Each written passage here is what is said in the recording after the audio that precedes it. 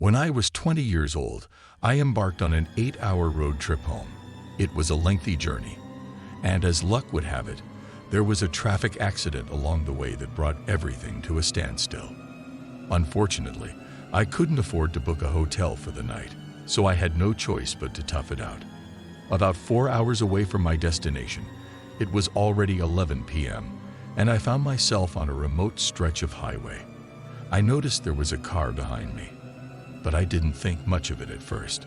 It's not unusual for people to be heading in the same direction, right? However, that same car continued to follow me for the next hour, which did raise a few eyebrows, but I still hoped it was just a coincidence. My concerns grew when I decided to make a pit stop at a gas station to grab an energy drink. The car that had been trailing me pulled up across the road, but didn't seem to have any intention of getting out. Despite the odd feeling creeping over me, I brushed it off and resumed my journey.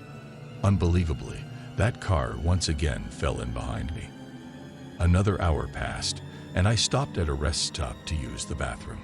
The car continued to follow me, pulling up at the entrance of the rest stop, but not making any move to exit. This was when my unease intensified significantly. I was now just 2 hours from my hometown, yet I couldn't shake the feeling that something was terribly wrong. To verify whether my fears were justified, I pulled over at the next available spot. The car that had been tailing me parked on the opposite side of the road, but still didn't make a move. It was at this point that my anxiety went into overdrive. Without wasting any more time, I pressed on and finally reached my town. Acting on instinct, I called my parents to inform them of the strange situation. They gave me instructions: drive downtown and make 4 consecutive left turns. I followed their advice, and much to my dismay, the car behind me mimicked my every move. Feeling increasingly vulnerable, I drove straight to the police station, hoping to find some safety there. The car behind me persisted in its pursuit until the very moment I pulled into the police station's parking lot. In a flash, the car sped away, pushing its speed limits well beyond reason. I immediately went inside and recounted the eerie encounter to the officers at the station. They dispatched a patrol officer to search for the individual, but I never received any updates or information about what may have motivated this person's unsettling actions. The incident has left me with a deep sense of unease, and I now approach any situation with heightened caution when I notice a car behind me at night, especially if it seems to be taking the same turns I do. Years ago, I was on a late-night drive back from visiting my boyfriend at his college. The journey was about a 3-hour drive along a rural expressway. It was pitch dark outside, and suddenly, my car's steering wheel started shaking violently. I knew something was wrong, so I had to pull over. Fortunately, there was a rest stop exit nearby, and I managed to get off the expressway safely. My friend was with me, but she had a bit too much to drink and wasn't in any condition to help. I got out of the car to inspect the situation and saw that my tire was very low. This was back in the day when cell phones were around, but reliable service wasn't guaranteed. I opened the trunk to retrieve the jack and spare tire, and that's when 2 guys approached to offer their assistance. Being in a somewhat remote, dark rest stop in the middle of the night, I was a little cautious. However, I figured I could use the help and accepted it. I knew how to change a tire, but it wasn't the easiest task and often took me longer than I'd like to admit. As I was trying to politely get rid of the 2 guys, my friend, who was slightly buzzed, decided to get out of the car and strike up a conversation with them. It was a frustrating situation. I eventually managed to coax her back into the car while simultaneously trying to convince the first 2 guys to leave. However, my unease was growing. I started feeling nervous about the situation. Out of the corner of my eye, I noticed a car emerging from a dark corner of the parking lot. 2 more guys got out of that car, and before they even stepped out, the first 2 guys hastily retreated to their vehicle and sped away.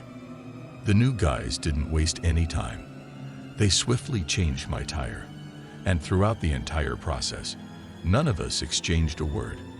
When they finished, I expressed my gratitude, and both of them simply nodded in response before leaving without uttering a single word. It was an eerie experience, but I was relieved that these mysterious Good Samaritans had come to my rescue.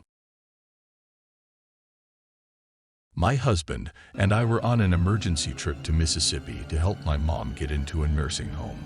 I don't have a driver's license, so he had to take the wheel for the entire journey. Around 3 a.m., we found ourselves on a desolate stretch of road. It seemed like an endless straight path flanked by fields on both sides. The complete absence of streetlights, coupled with the eerie silence of the night, sent shivers down my spine. It was at this point that I noticed something strange about my husband's behavior. He seemed different. Subtle changes in his breathing and posture made me uneasy. I asked him, "Honey, do you need to take a break?" He responded, "Oh no, I'm fine. Let's just finish this stretch, and we can find a hotel." I trusted his judgment, and we pressed on until we reached a day's inn, where we decided to get some rest. The next morning, while we were brushing our teeth, I brought up how creepy that stretch of road had been. My husband fell silent and then said, "I honestly thought I dreamed that. I remember it not feeling real and thinking it was all a dream." I reminded him of my offer to take a break, and he continued, "Yeah, I remember that too. And I thought I dreamt it. Do me a favor, and I'll do the same for you if the need arises. If I ever tell you I'm fine and don't need a break after driving for 4 hours in pitch darkness again, don't take no for an answer." I was so out of it I didn't realize I was that gone. From that moment on, we made a pact to ensure we'd look out for each other and stop well before things reached that point. The idea that my husband had fully dissociated during that drive, losing touch with reality, still sends chills down my spine. I shudder to think about the countless moments when things could have gone terribly wrong. My sister was practicing driving one evening, around 9 p.m. As it was summertime and still relatively bright outside, we decided to make a quick stop at the gas station before heading back home. With the warm weather, all our windows were rolled down. As we were at the gas station, from the dimly lit sidewalk nearby, we heard a raspy voice calling out to us. The voice belonged to a middle-aged woman, or so it seemed from her tone. However, due to the lack of proper street lighting, we couldn't see her clearly.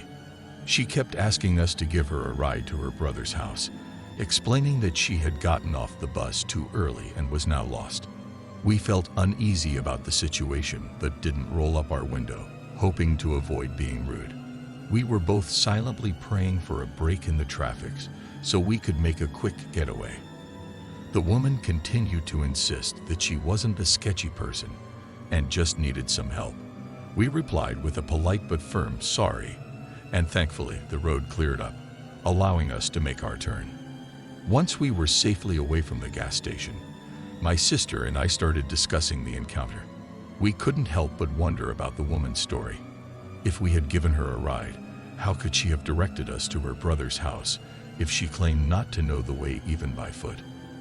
That realization left us both feeling grateful that we had decided not to engage further with her. After that incident, we made it a point to keep our windows rolled up when driving at night, just to be on the safe side.